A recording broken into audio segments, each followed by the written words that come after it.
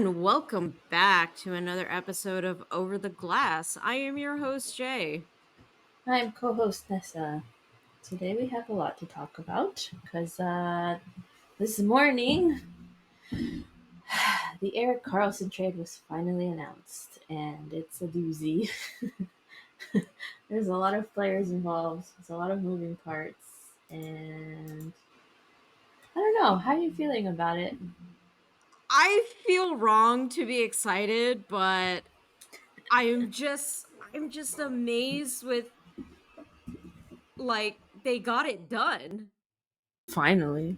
They got it done with all this talk of first of all, in previous episodes we've talked about the situation, and the thing that sticks out to me is, well, one, we knew this was going to happen. It needs to happen. We're just not in a good place right now where, like Carlson's already said, he wanted to leave because we're just not in a good spot to contend, and he's getting older.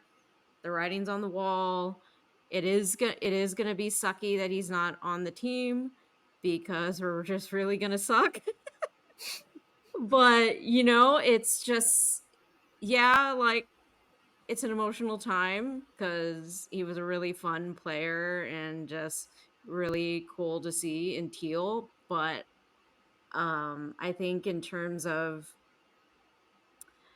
leading up to this moment, one of the things that the teams were asking for was for the Sharks to retain 40% of the salary. And we've already discussed that no, we might as well keep him if you want us to pay that much for you to have him over the next 4 years. I'm not going to feel cool about that. This three-time Norris Trophy winner play on some other team. And for what? What we get in return? I really didn't feel like to retain 40% of the salary, you're really gonna have to give us something amazing back. It's gonna have to be several first round picks. It's gonna need to, it just really didn't feel like that was gonna be possible. And so for it to get done, I don't know, I'm just excited that it didn't seem like we got shafted. Yeah, yes. I want to talk a little bit about how interesting and how full circle this whole trade feels. Not only because Mike Hoffman is a part of the trade, if for those of you who don't remember, Hoffman was traded to the Sharks from Ottawa for what, like 3 hours before Doug Wilson flipped him to Florida, and then a few hours later, or just right after, announced the Erik Karlsson trade. Um, and we'll get to this in a moment, but there was a lot of drama between Hoffman and Karlsson at the time. Uh, you good? Hair is just doing its own thing right now. Um, but also, if you remember, I think were the Leafs in on Karlsson back in 2018 as well? I think they were. I don't think it was reported. I'm not certain. I think, at least from our end, I remember there was talk about how it made sense for the Leafs to consider going in for Erik Karlsson because they probably, even now, they still need defense. Yeah. Well, And so this was the year that John Tavares was a free agent as well, mhm, right? And the mhm. Sharks were in on John Tavares, and it was like depending on if the Sharks could land Tavares, then they would go for Carlson, and I think vice versa for the Leafs, which is why everything feels Yeah. very connected because Kyle Dubas, I'm pretty sure, was in charge of the Leafs then as well. And then Mhm. now that Dubas is in charge of the Penguins, he finally gets his Carlson onto his team. So do you know what I mean? It just feels very full Mhm. circle. Uh, So I do want to touch upon that, before we get into all of the present stuff that's happened. Let's take a little trip down memory lane with Carlson. So, I'm in, gonna in bust out the 2018, tissues. yeah.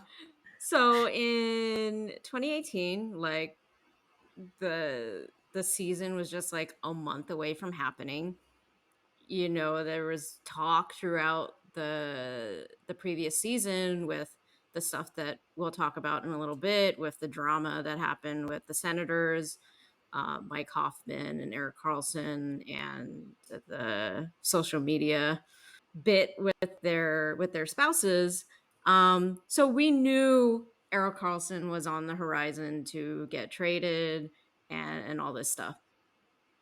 I can't say I thought it was going to happen. Like, I was not glued to Twitter in any sense. I was just casually going about my day, especially when it hadn't happened during the summer.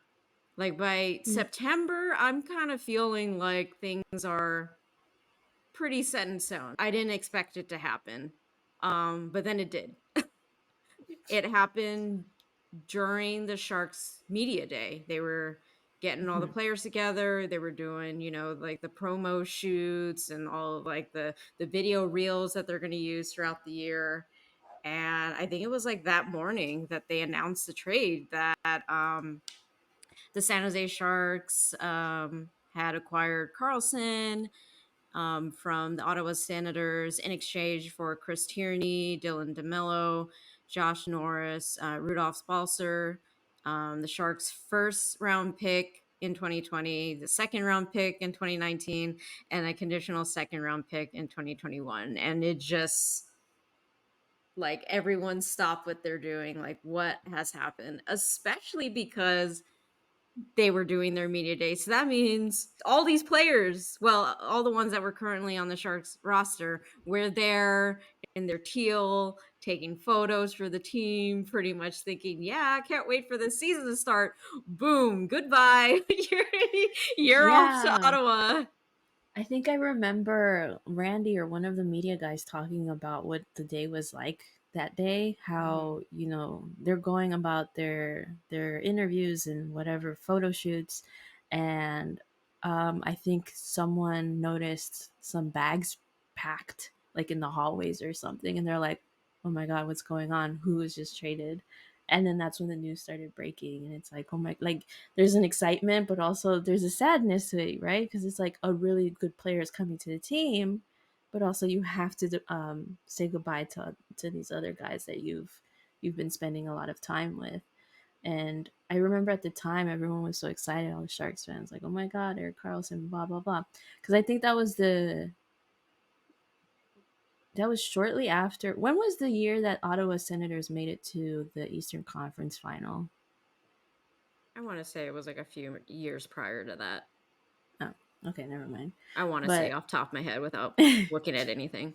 yeah, I mean, it might have been the same year that the Sharks made it to the finals. Actually, uh, either way, everyone saw what a beast Carlson was as a player. He's playing on a broken foot, but of course, there's concerns because he had been injured. So all this buzz, and then he gets here and it's the same thing, right? He's struggling with injuries as well as his mental health was not great because he had just lost his unborn child with his wife. That he took that pretty hard, you could tell, and I'm pretty sure that affected his game a lot. And fans don't pay attention to these things, they just pay attention to on ice play, and he has been criticized basically the entire time he's been in San Jose, which doesn't seem completely fair. Like, I understand that he was offered a giant contract by Wilson, but he also is a very good player and hasn't had the best luck while here up until last season. um yeah, but looking back on that trade, the Senators don't even have any of the players that were playing for the Sharks at the time. The only ones that they kept, I think, were Josh Norris. He just got a contract, a big contract this past or last season or the season before. And then the 2020 first round pick, that one's the one that turned into Stutzla. Hmm. And so we could have had a third overall pick, but we gave that away the year that the Sharks decided to start tanking. They ended up with him. So I think they made out pretty well looking back on everything. But I don't know. I just wish Carlson could have hit his stride a little bit sooner, just so fans could appreciate this like amazing player.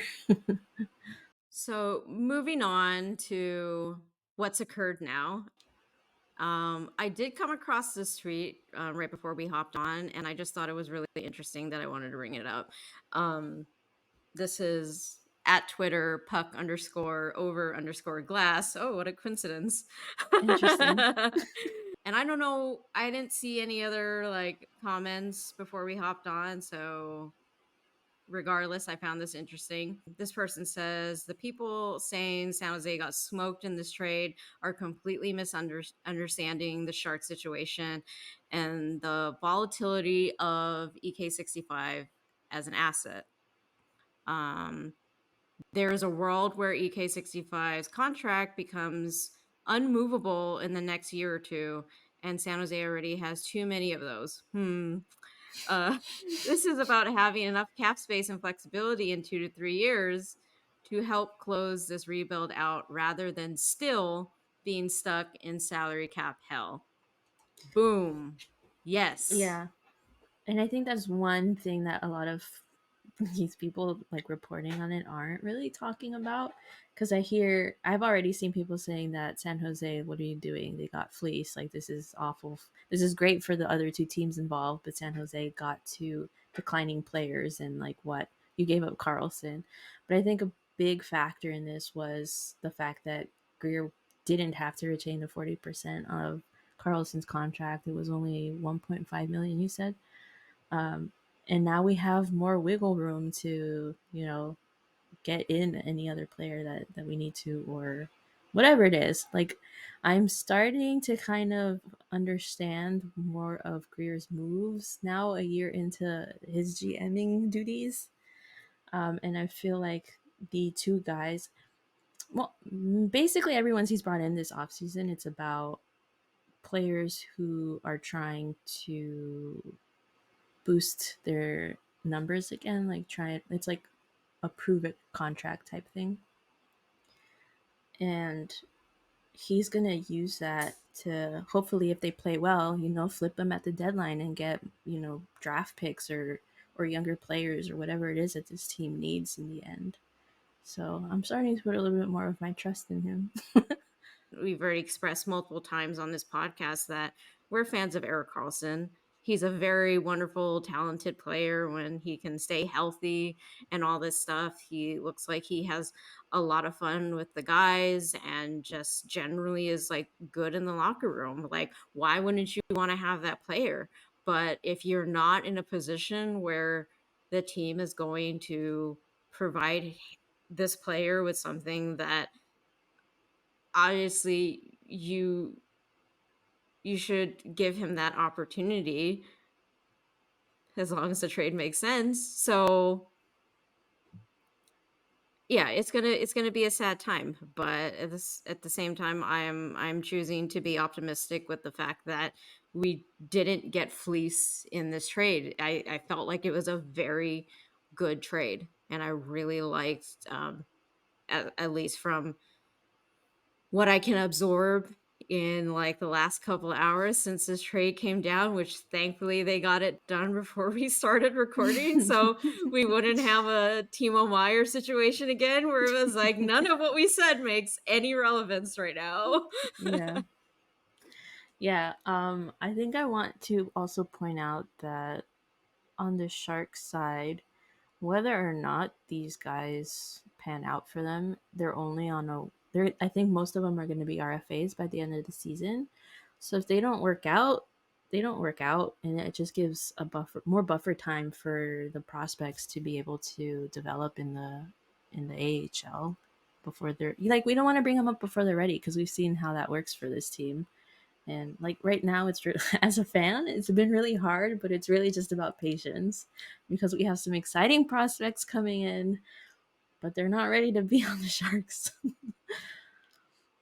Yeah, I think the biggest takeaway for me, at least from the Sharks side, is we didn't retain the 40% like everybody wanted. We're only retaining 13%, which is even more amazing because it was projected like we would retain about we were telling folks that we would retain at least 20%. So to retain less than that, we did get a first round draft pick for this coming draft Mhm. from the Pittsburgh Penguins. And like you said, like I'm not reading too much into the other guys that are coming over to the Sharks from this trade because they'll add something to the Sharks lineup. And if they do really well, well, then we'll have the probability that we could flip them at the trade and get something even better. Or maybe they stick around for, if they have another year or um, we just continue to stick with those really short contracts and just ultimately the biggest thing for the Sharks is freeing up the cap space. Yeah. I also want to point out that the first round pick that they got for next year's draft, if the Sharks keep theirs, that means that they'll have three first rounders next year. Sure. Because because it got a first rounder from the Devils in the Meyer trade. So you got the Pittsburgh's first round, the Devils' first round, and if we keep our own, that's three. So now we just have to hope that the Penguins do better than 10th worst in the league because it's top 10 protected. So next draft could be exciting for us, Like I don't know. I'm not mad at this trade. I'm not mad at all. I'm excited that this got done for Erik Karlsson. I'm excited for us as Sharks fans that we're not finding ourselves just paying for a guy to play somewhere else. I wanted to highlight a little bit about the person side of a player in these trades. I think Carlson back in 2018, before he became a Shark, started a charity with his wife called Can't Dim My Light. And it says, wait, let me find it. Okay. It says it's a platform to combat bullying and cyberbullying with the goal of breaking down barriers and promoting inclusion, compassion, and equality. When they started the foundation, the goal was to make a meaningful impact on those they were endeavoring to help. This was interesting timing because this was around the time that they were going through all of that drama with Hoffman and his girlfriend at the time. But they decided to start a charity, raise funds to help people who are being bullied, whether in person or online. He did bring that over to San Jose because I do remember seeing them holding a couple of events during the non-pandemic years. Didn't see too much about it during, but this is something like you lose within the community when these players are traded, right? Like this is something they're doing for the good in San Jose where they were, and now he's going to bring that over to Pittsburgh. So just wanted to bring that up. That Erik Karlsson is a great human being. Him and his wife. Yes. Let's just break it down from what the Pittsburgh Penguins acquired. Obviously, we just talked a lot about Erik Karlsson.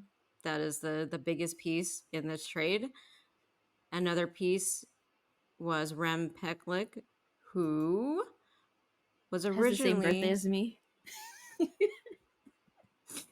he was originally drafted by the Nashville Predators in 2016. He was a 76th overall pick. The Predators had signed him to a 2-year entry level contract in 2016, right after he concluded his collegiate career, and he made his debut against the Minnesota Wild. And well, shortly after, when he was attending the Predators 2021 training camp, he was assigned to the AHL and then he was claimed off waivers by the Minnesota Wild. So apparently they remembered the time when he went against them and maybe they liked what they saw. And several years later, they were like, we actually like you a lot. We're going to pick you off of waivers. And in his fifth game with the Wild in November 13th, 2021, he scored a natural hat trick, securing a win over the Seattle Kraken. I remember that game because that was the first season that I started playing fantasy hockey. So I was watching all kinds of games.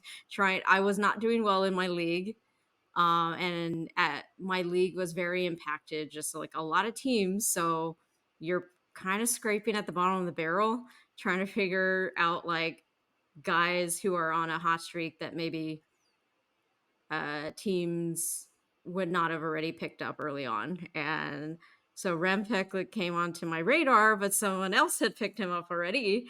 Um, but I remember this game where I was like, "Who is this guy? And can I get him?"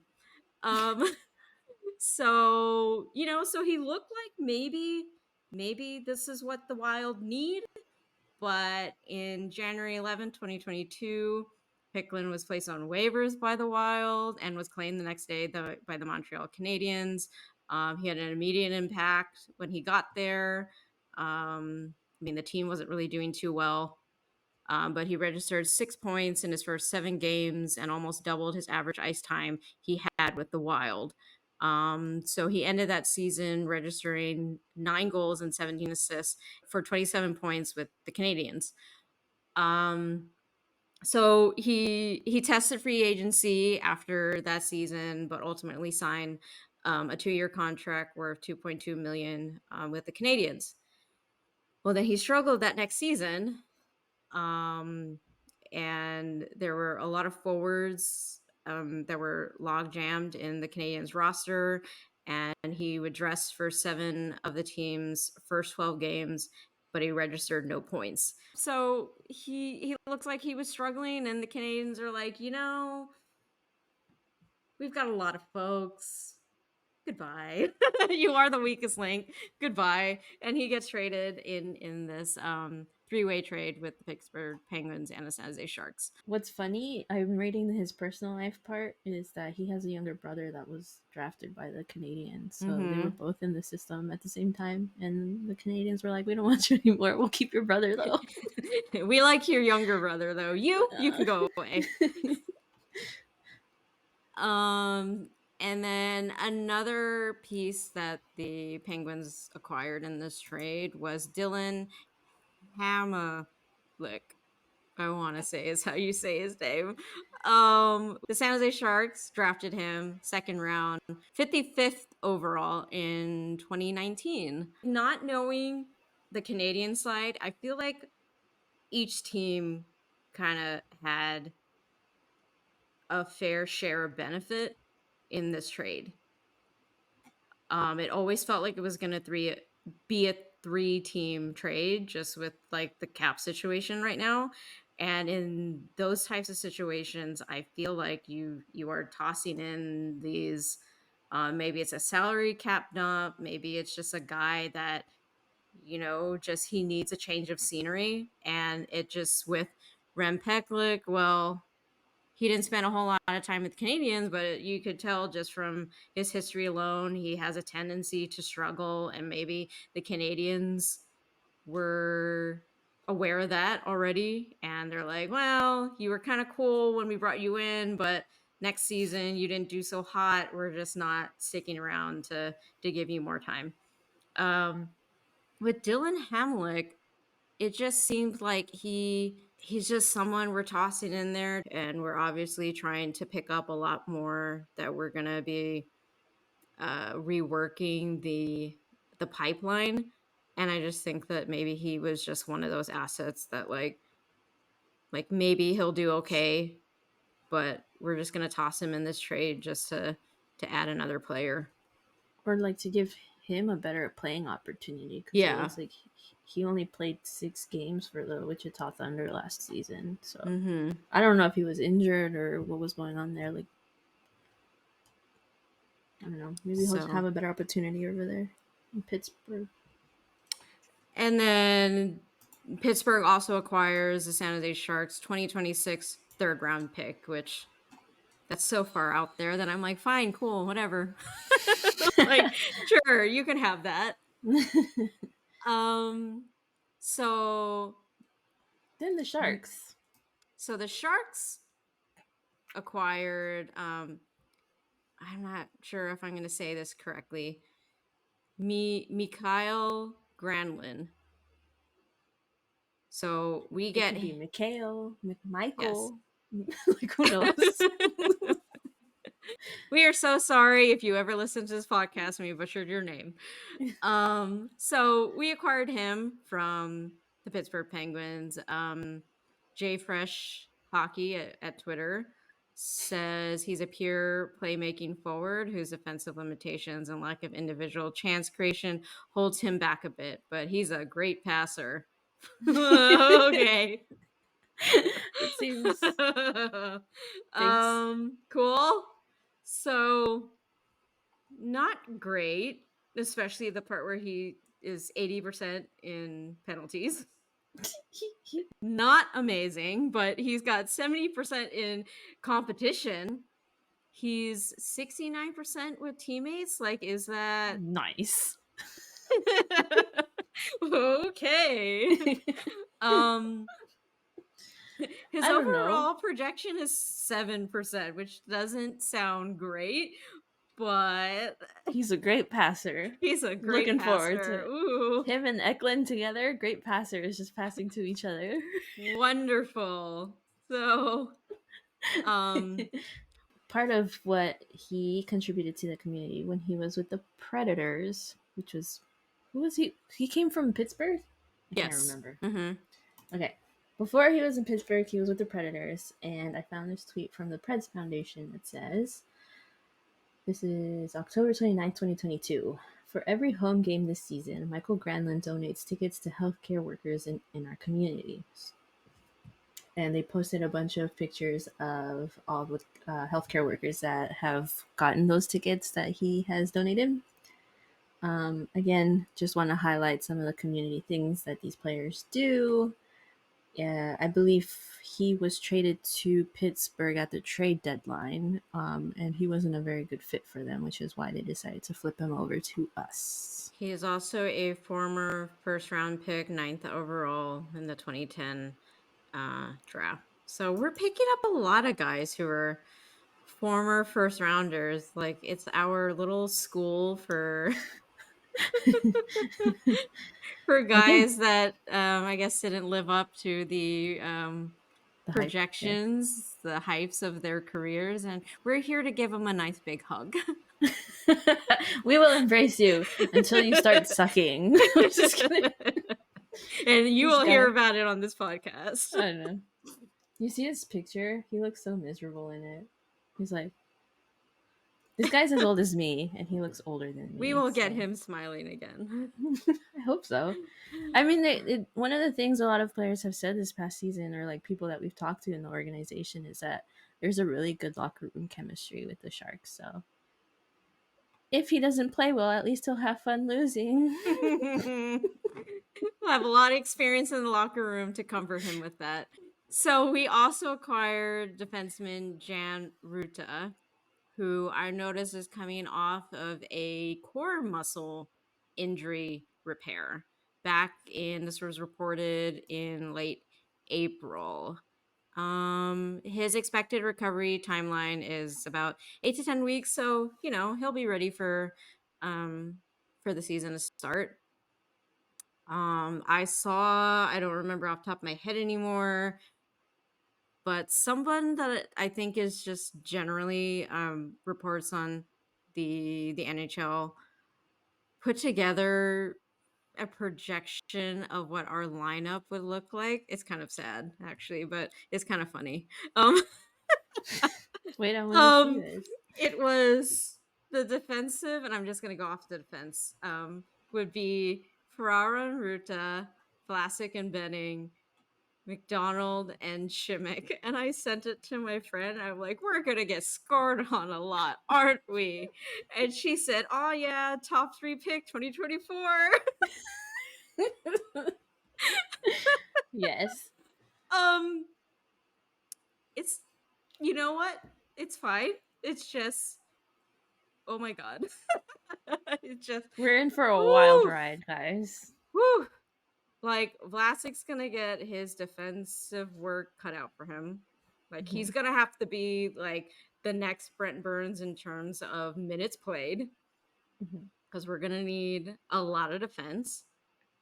I don't know how I feel just generally about these D pairings, but I want to hope that just from I remember that interview or something from Ferraro talking about how he didn't have the best season that he wanted last season.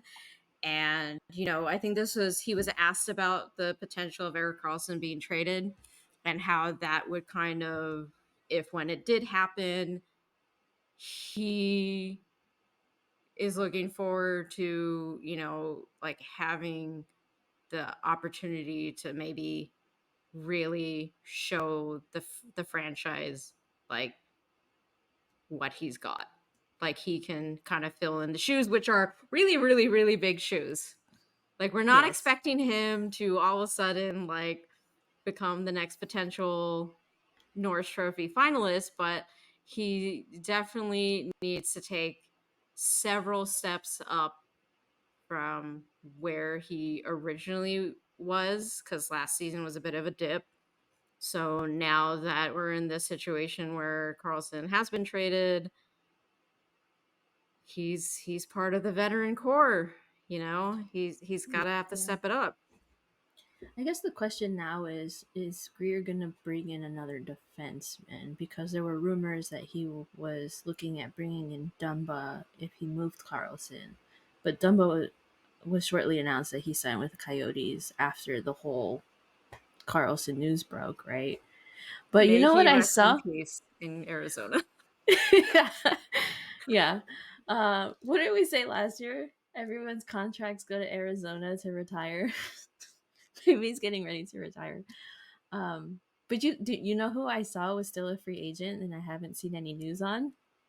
Ethan Bear. I'm surprised you didn't ask Kaya about Ethan Bear last episode. I forgot about it, to be honest with you. I'll ask her about it some other day, but I don't know. That'd be fun. Although I think he's more of a defensive defenseman, and I mean we could use one. We need all the defense we can get because this team was terrible with defense last season. Yes. We need to help our goalies out even more so than ever right now because neither one of our goaltenders is giving me much hope.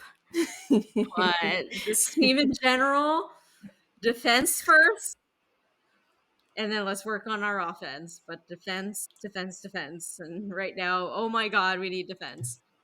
Um, yeah, so he gets to come in and show us what he's got. Um, see who's next up on this list. Hoffman. Ah, okay. So this is the last acquisition from the Sharks. The return of the infamous Mike Hoffman, Sharks legendary legend. as a Sharks player. If you don't recall, there was a trade where with the Ottawa Senators, he was supposed to come over to us, and then Doug Wilson flipped a U-turn. He flipped a what do you call that in Uno? A reverse? Yeah, he did a reverse, and he shot him over back to the Eastern Conference, which led to I think it was like another trade shortly after. It was like written in the contract you cannot trade this player back to the Eastern It was Conference. the Carlson trade. He said if you don't sign him, if you don't re-sign him or whatever, you can't. If and then you something about you can't flip him to the Eastern or that specific division, and I don't know. It was like Yeah, you would have to surrender a pick or something. I don't know. It was something silly, very specific. so funny. So yeah, so legendary Sharks player Mike Hoffman makes his way back to Teal.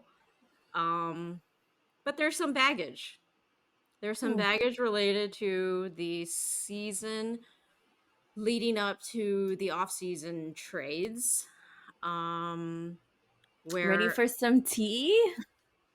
where Eric Carlson's wife accuses Mike Hoffman's fiance, at the time the fiance, of vicious social media harassment. So, according to the Ottawa Citizen, Melinda Karlsson, the wife of star at the time, Senators defenseman Erik Karlsson, recently filed an order of protection against Monica um, Let's say Carrick, Carrick. the fiance of forward Mike Hoffman, who's now married. Carlson's teammate for parts of the last 7 seasons. Some of the alleged harassment came from the death of the Carlson stillborn son, Axel. The protection order was filed May 4th, and I'm reading this from a article written by Sam Cooper from back in June 12th, 2018. So within the Citizen, Monica Carrick has uttered numerous statements wishing my unborn child dead, says Melinda Carlson's sworn statement to the court. Quote, she also uttered that she wished I was dead and that someone should, quote, take out my husband's legs to end his career. Monica Carrick has posted over 1,000 negative and derogatory statements about me as a professional. So the harassment stemmed from numerous social media posts. Several of the posts from anonymous users accuse Melinda Carlson of, quote, popping painkiller medication during pregnancy. So one of those comments posted by a user at Sandy Dandy 24 stood out. Quote, I feel bad for the baby. He didn't have a chance with Melinda popping painkiller medication every day. End quote. It took the league's top defenseman just 7 minutes to respond. Quote, how dare you? You have been making fake accounts and buying hacked ones for months to harass me and my wife. And this is all new low even for you. You're a disgusting person, end quote. So both Hoffman and Carrick have denied involvement with Hoffman, saying that the couple, quote, has nothing to hide and will, quote, cooperate in any way to prove that it wasn't us. Continuing quote, there is 150% chance that my fiance Monica and I are not involved in any accusations that have been pursued that are coming our way. We're totally understand. There's no place for cyberbullying. We've offered to cooperate and do anything it takes to find out who is doing this and support the Carlsons, Hoffman said in a statement. Obviously, it's a tough time that they're going through, and we want to find out who is doing this because for some reason it's coming to our court and it's 150% that it's not us and we have nothing to hide. We're willing to cooperate in any way to solve this and figure it out and prove that it wasn't us. So yeah, the police were involved. In the end, they couldn't find anything. And then shortly after was when the trades were announced. Hoffman came to the Sharks, ended up with the Panthers, and then Karlsson came over, and he's been very happy here in San Jose, being not bullied by anyone except for Sharks fans. um, and then the following year, in December 9th, 2019, it was reported that so Mike Hoffman and Erik Karlsson were exchanging some words and shoves in their first meeting against each other since playing together back in Ottawa. So the two teams had a game together. Well, Hoffman looked like he was mostly the one going up at Karlsson. The article goes on to say after the game, Hoffman made it clear that he had had this game in consideration for a while now. He says, quote, I have been thinking about this game for a long time, Hoffman said. Um, the case was eventually dismissed, and that didn't seem to smooth things over with Hoffman. He was clearly looking to settle score on the ice. He says, quote, he actually played tonight, and I asked if he wanted to go, and obviously he did not. Hoffman said, quote, I chased him around for the entire shift, kept asking, he wouldn't. He kept saying, I'm not fighting you. So Why pester him if he already said he wasn't gonna fight you? That whole thing. I remember that game because everyone was like, "Oh, they're gonna fight! They're gonna fight!" so obviously since, this went to court and nothing came of it, we're never going to know what actually happened. That at the end of the day, it's between those folks. But given the fact that this happened, and even though we don't know what happened, I don't like the fact that Mike Hoffman is being like this. "Meh." fight me, blah blah blah. And Carlson's like, I'm not fighting you, dude. And he just, like he said, he was the whole game. He like had this in his mind leading up to it. It's like, bro, like I don't know. Like I don't like how he just couldn't really let it go. Like it's Mm, obviously you did what you needed to do to show that, you didn't have any involvement in it and the court didn't find anything. That doesn't mean that something didn't happen, but that's what the court decided. Like you've been thinking about this for a long time. Like I don't know, in this case, like maybe just focus on your game. I don't yeah. know. Like, Speaking of his game, I have been seeing some Habs player talking about how they've been very happy to get rid of him hmm, because apparently he is a very selfish player. He doesn't have very good defense. Um, and like he scores sometimes. So I'm not super excited about him coming over to the Sharks, especially with the history of this. It's so weird. Like I could have done without him coming over, you know? Maybe he'll still get flipped. I I don't think that's I not think likely. he's one of the guys that has like 2 years on his contract. So I think we'll have him for at least this season, unless he does really well and someone wants to have him for the off season a little extra after that. So we're gonna have to deal with him for a little bit. And like we were saying earlier, the Carlsons were here for a while. They obviously Carlson made friends on the team. His wife, I'd imagine, made friends with the other spouses. So if there's anything related to this whole bit, like I hope there's not, because you're coming into an organization with folks who respected and liked Carlson. So, Yeah.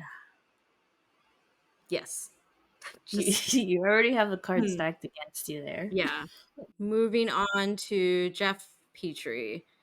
The So, Canadians. so what the Canadians acquired. So they get back Jeff Petrie. Yeah. I don't know a whole lot about how the fan base felt about Jeff Petrie.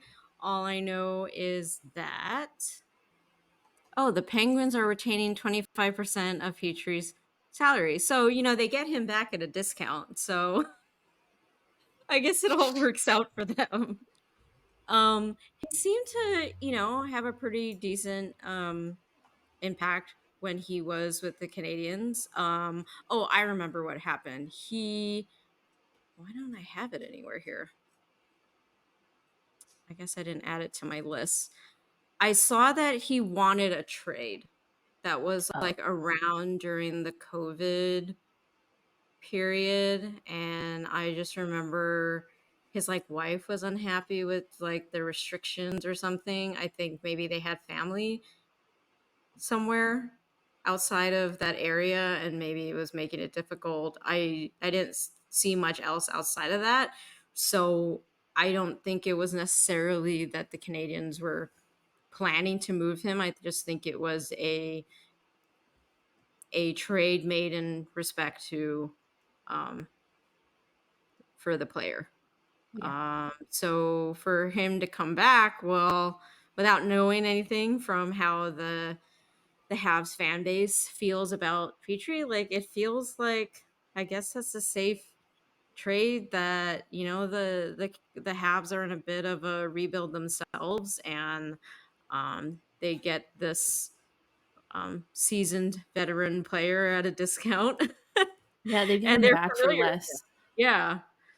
Yeah. So he during the COVID times back in 2020, it was reported that he and his wife, Julie, opened a $2,500 tab at two local Montreal restaurants for hospital workers. So, if you guys don't remember, because everyone blocked this out, but we did go through a pandemic a couple years ago.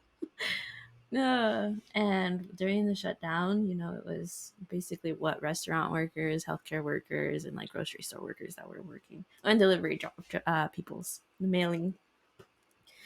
And through that, it was it's I don't even remember how everything went down, but everyone was all about, oh, let's support the healthcare workers. They're doing so much because those poor guys were going through some traumatic stuff. And so these guys decided to donate. I don't know if it was 2,500 per restaurant or altogether, but they found a couple of restaurants that could participate in this.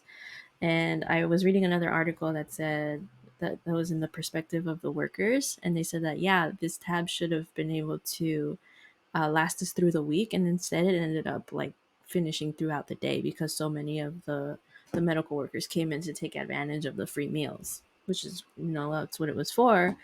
And then I think PK Subban and his, I don't know if it was his foundation or what, but PK Subban also ended up teaming up with Petrie and donating money for healthcare workers as well. So all in all, like I don't have the article open up right now, but they did end up donating more than just the 2,500, which is really nice. Again, community things. Two more things that the Yeah, Canadians acquired. Two more players. Two more things. two more things. Two more things. Two more pieces. People. People. Living, breathing people. um so the Habs acquire Casey DeSmith. Um in an article from the Pittsburgh Hockey Now, it was in this article. It says the NHL trade chatter surrounding the Penguins and the San Jose Sharks defenseman Erik Karlsson isn't exactly waning. Well, it's done now, but the Pittsburgh president of operations, Kyle Dubas, and self-appointed GM now. um, he's corrected the Penguins' previous lack of goaltending depth that perhaps cost them 2022 round one series against the Rangers, and limited coach Mike Sullivan's options when starting goalie Tristan Jarry struggled in their 2021 round one series against the Islanders. So pretty much the Penguins, like us, just have a lot of freaking goalies in their pipeline and not doing so well with figuring out somebody who um, can successfully be a consistent backup for Tristan Jarry. I think last season, I remember Jarry kind of like went down with an injury, and it was just like, uh oh. Who's up next to bat? Some random person. Sounds no, familiar. no one really special. So Wow. Talking about these living, breathing humans. I'm just saying the reality is Tristan Jarry is their star goalie, and he goes Yeah. down. It's like you don't really have anybody who you're like, it's fine. He can sit back for a little bit. Like our backup will handle things. It's just like point at you. No, we point at you. Like you go in. Um the organization has 8 goaltenders and 5 with NHL experience. Well, it just really looked like between Alex Nedeljkovic, who was acquired from the Detroit Red Wings, and I think he might have also been struggling a bit, not knowing too much from the Red Wings side, but they did trade him off in exchange for who is that former Blues goalie? Ville Husso. Ah. Aha. And that other player that we're not going to talk about is now on their roster. But Ville Husso had like a really great season with the Blues, and the Blues, as we know, not doing so well. So, um, yeah, the crybaby goalie has a long contract, so obviously he was sticking around. So goodbye, Ville Husso. You're going over to the Red Wings. And Nedeljkovic, well, sorry, we're getting someone new. So they send him off. So weird. Yeah. So he's just like in the mix with these other guys that they're just acquiring a bunch of goalies like us. We just don't have someone we can settle with. And it just looks like Casey DeSmith was the odd man out between Nedeljkovic and Magnus Hellberg. Alex Nedeljkovic coming from the Detroit Red Wings and Magnus Hellberg. I don't know exactly anymore where he started out because he had that whole he was claimed off waivers to the Kraken. He was claimed off waivers from the Detroit Red Wings. And I'm like, I don't know where he started out anymore. But these are like newer guys. So I feel like because Casey DeSmith was with the organization for so long, they're like, we kind of gave you a chance. We're on to the next. Sorry, goodbye. He's a decent goalie too, so good for the Habs. I wish we could have got him. What, Magnus? But no, DeSmith. You thought he was a decent goalie?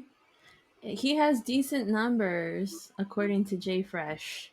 He's at a 75% overall, which isn't terrible. But if you look at the goals you currently have now, I'm pretty sure it's better than I think it's a what we toss had. up between those two. I don't have any particular leaning either way. It's just another goalie to try out. Yeah. I don't know. We have so many problems on this team. Anyways, the And last yeah, so finally, Nathan Legare. Ligare? Legare. I don't know. Oh, Um, these names. I just think again he's another player that the team has just had for a little bit, and they had certain expectations that they had set for him, and it just was not going that way. A little bit that I picked up from an athletic article from last year in September. He had scored only 7 goals in a terribly disappointing AHL debut. And basically, some believed he no longer is destined to be an NHL contributor.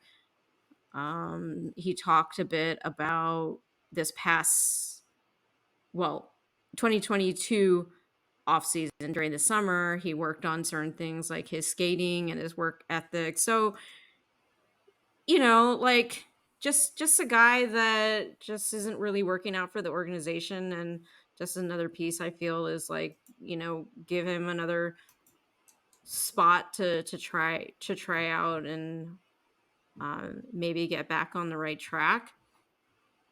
So, and that's kind of what we're all about here in in San Jose, giving people opportunities because we're not really going really anywhere. No. Help us tank so we can get more high rated prospects, please and thank you. That's our plan right now. That is a trade.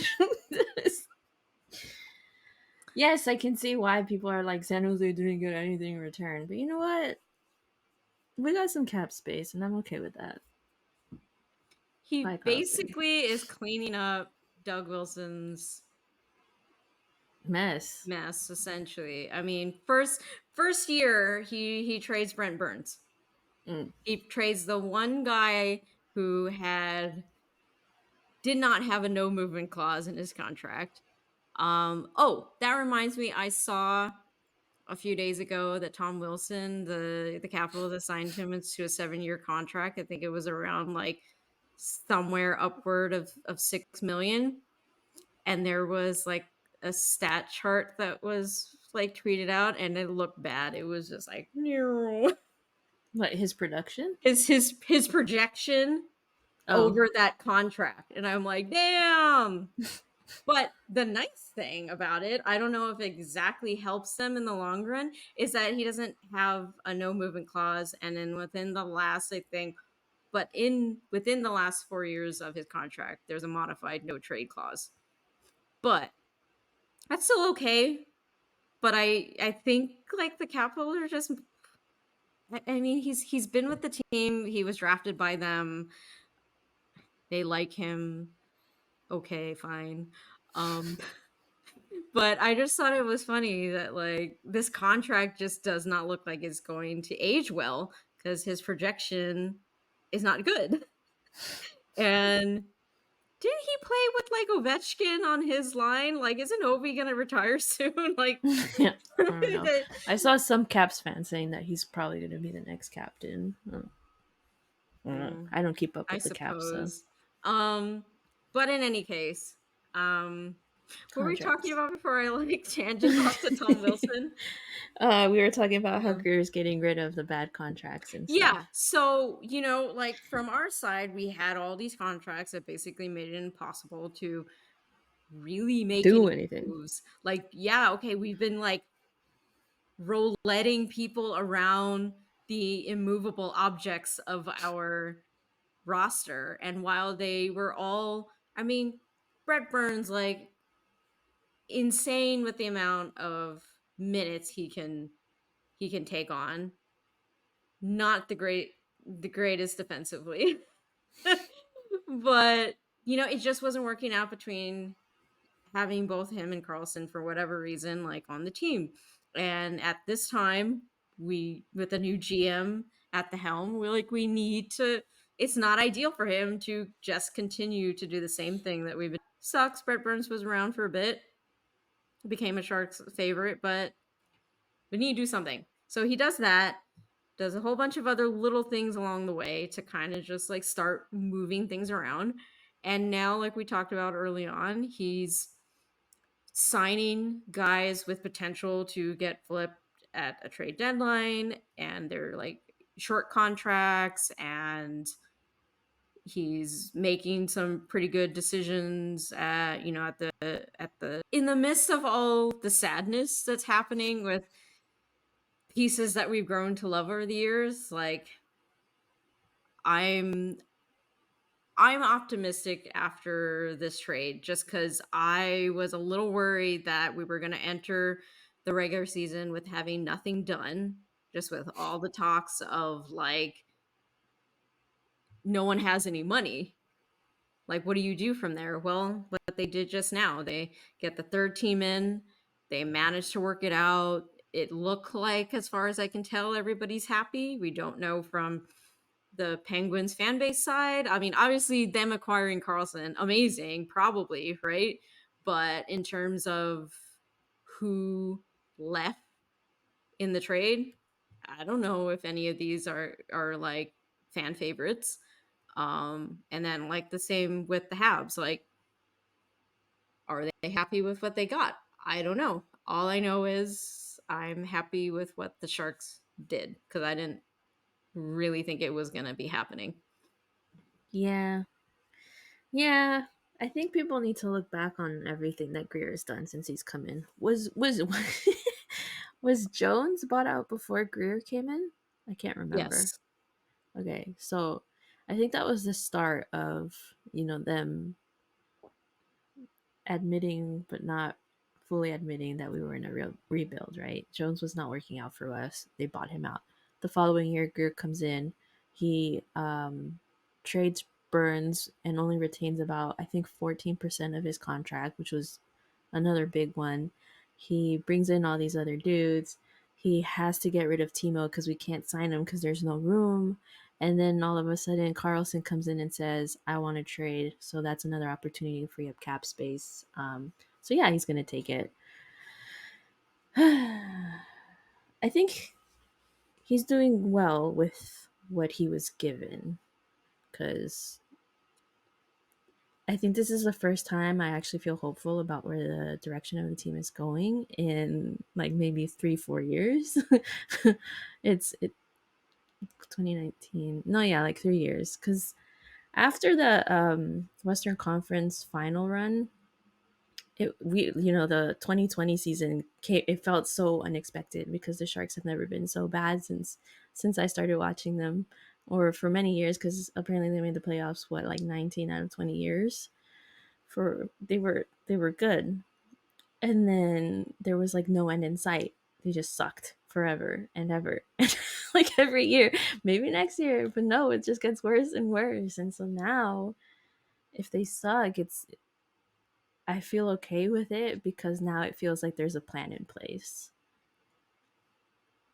Yeah, for sure. Yeah, like you said, it's sucky. It's an emotional time, but I agree that there is a plan happening, and now we can really start to see what Greer has in mind, and I'm liking it.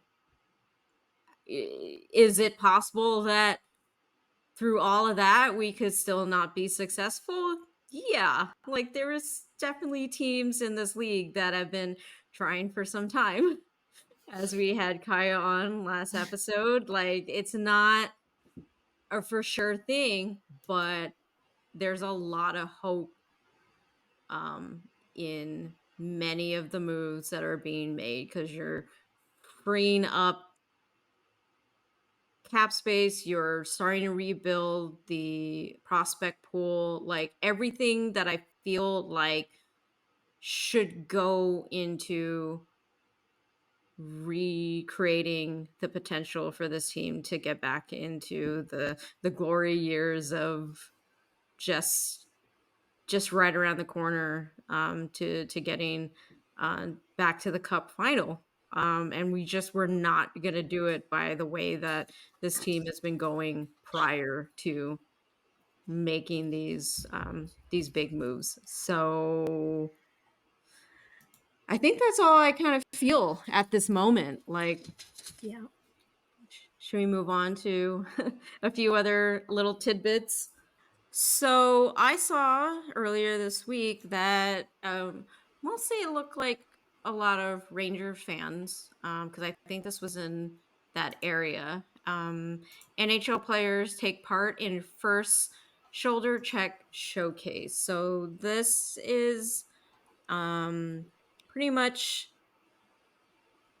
relates to a sophomore goalie at Darien High School who played for the Junior Rangers in Mid Fairfield Youth Hockey Association, named Hayden Thorson. So Hayden was a effervescent teammate and friend whose wellness doctrine was a tap on the shoulder. He unfortunately died by suicide last May. Pretty much, as these things go, leaves a community in shock. So this was put together to um, raise money. So the game was a scrimmage featuring players from the NHL overseas and the professional women's hockey players. The proceeds from the tickets, merchandise, and a raffle went to the HT40 Foundation, which, like Hayden, has brought people together through kindness and compassion. The shoulder check is something everyone can do in the locker room, on the ice, and everyday life. Bump them, just like let them know you're here. It looked like that was something that Hayden did like around his teammates. So, quote, "It's a small thing, but it's a big thing." Rangers forward Chris Kreider said, "Quote, it's just reaching out. It's a difficult world for kids to grow up in now, and I think doubly so for young athletes. Sometimes there could be this hyper masculine identity associated with athletics and playing through stuff, whether it be physical or mental. Being a man and being mature is about talking about feelings, it's about looking out for the people around you. It's a small thing, but in the long run, very big." And then also, it looks like Trevor Zegras, he knew Hayden through his father, Gary Zegras, who was the vice president of the hockey association that Hayden played in. So he said, quote, "It kind of opened my eyes hearing about this story and what he went through and the people around him and the things that they had to say about Hayden. Obviously, I'm all for it when I heard about the idea and something I was pretty passionate about. And it's a great motto to check in with your friends because you never know what's going on with them."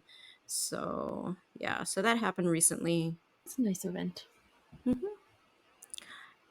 And then I did want to point out, if you didn't know, Mika Zibanejad played at Lollapalooza, Stockholm this past summer because he is a DJ as well as a super talented hockey player. And obviously, if you've been listening long enough, you know I'm a huge fan of Mika. And Chris Kreider is his like super Hype man. BFF. He went to Sweden to go and support Zibanejad at this event. There was like some, I think, live stream feed that I saw a few months back, and Kreider's just like, either you could see him backstage just watching Mika do his stuff on stage, or he was like just like right in the front row area with the crowd, just like hanging out and watching. Um, I wish I could have been at that event because with how much we rag on hockey players just having like zero personality, and like you basically like don't really see a whole lot of anything outside of just being a hockey player. Like Mika was jumping up and down on the stage, just like having the best time, like dishing out all these tunes and everything like that.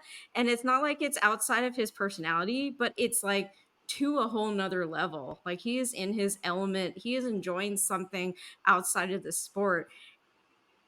And I just kind of like soaked it in because I'm like, this is so much fun watching this guy enjoy this other aspect of his life that has nothing to do with hockey. On top of being at like freaking Lollapalooza, like when has that ever happened? It's not like he's not like, so back when he was in Ottawa, he did do some DJing at like at, I think some of the local Ottawa clubs and like whatever, but you know, like really small ones, not freaking Lollapalooza. So so a reporter, Molly Walker, like they, I guess, shortly around the time when the Rangers were also part of the event that I just talked about, they were obviously back in the area, and she asked Mika about his experience, and it was his first time back at it in about 4 years. So he really hasn't been doing any sort of live event stuff, more or less, since he was traded to the Rangers. And she had said to him that she's never seen him jump that high before, and said it was he was probably his record. And Chris Kreider, obviously him being out there supporting him, he said, I think he was a little nervous, just funny because there's a lot of people there, like 6,000 people, but it's like he plays in front of like 20,000 people every night and more on TV, but he was kind of nervous to play at Lollapalooza. I just thought it was so cute. That's cute. I love their bromance. Oh, and I see that you put Icebreaker. Did you want to talk about that today? The icebreaker that I did end up reading is by A.L. Maybe you can help me with this last name. Gra Graziadei. G. Graziadei. It is spelled Graziadei. I am so sorry that we butchered your name. So this book, and this person is non-binary. And I went, okay, cool. So it's a queer book written by a queer author. I can get behind that. So pretty much this is a young adult debut about two hockey players fighting to be the best, and the romance that catches them by surprise along the way. 17-year-old Mickey James III is a college freshman, a brother of five sisters, and a hockey legacy. With a father and a grandfather who have gone down in NHL history, Mickey is almost guaranteed the league's top draft spot. The only person standing in his way is Jason Caulfield, a contender for the number one spot, and Mickey's infuriating attractive teammate.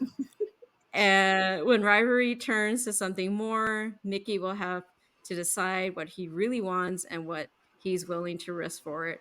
This is a story about falling in love, finding your team on and off the ice, and choosing your own path.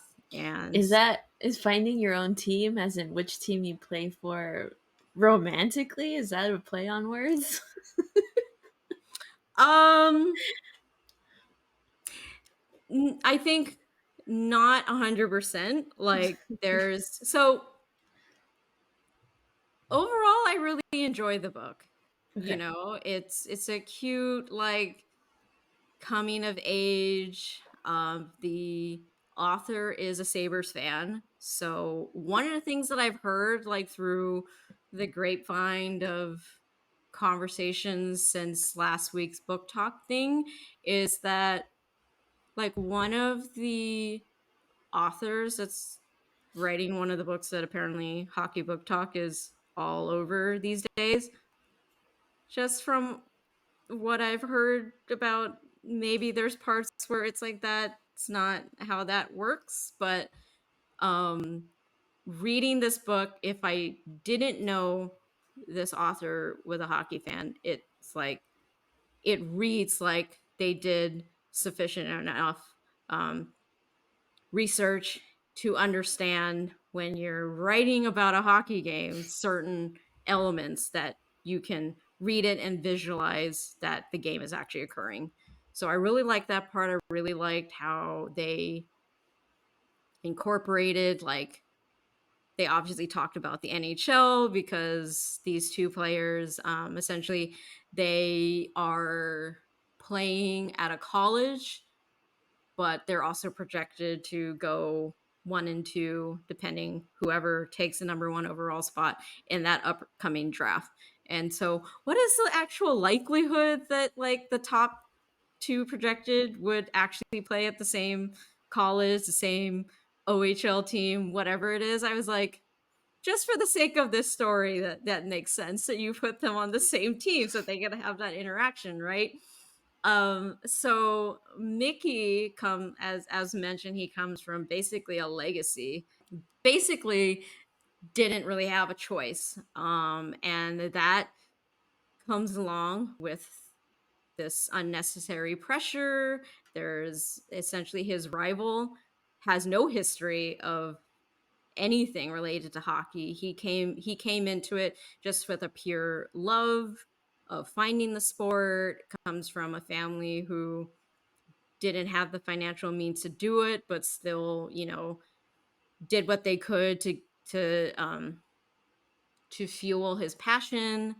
Um, Jason Caulfield is black, and Mickey James is Italian.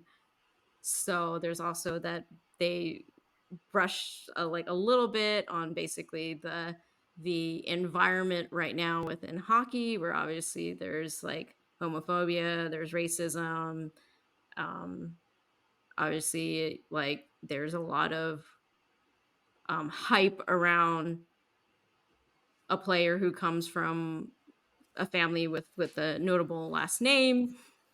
So they're dealing with their experiences between that, also with being within the community and navigating that and college life and all that stuff. And I just felt like it was a very cute book that I finished last night, like just after midnight. I guess I'm curious to know how, if there was to be like a series of this, let's say, right?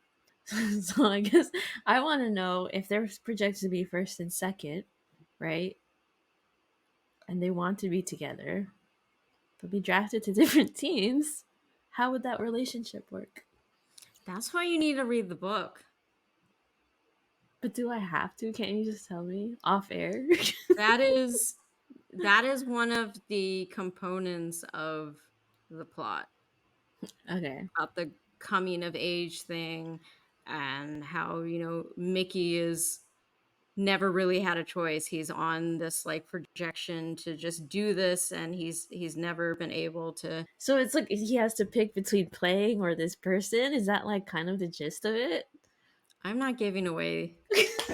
Okay, okay. I'm not telling you everything about the book. And since it is a YA, it's not spicy. It's not spicy. Not spicy. I have some books that I can talk about next episode. Just remind me and I can throw those up on there. But I've been reading too. I feel so I don't know, I haven't actually taken the time to read a book in many years, and this year I think I'm up to 6 books. Nice. Go me. Okay. So I think that's about it. Next week we're gonna have a guest on. And other than that, I also wanted to say, hey, if you are watching us on YouTube or listening to us on any of your favorite podcast platforms, go ahead and give us a review, give us a rating. I've It would really help us to kind of boost our presence on those platforms, and potentially, someone that's maybe searching for um, a hockey podcast like this. I think the algorithms as they work, it would help if we get everybody to kind of put down a little review, give us a rating on any of those platforms. So yeah.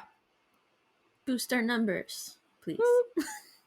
Okay, so that's it for this episode. As always, I'm your host, Jay. And I'm Nessa. Thanks for joining. Bye bye.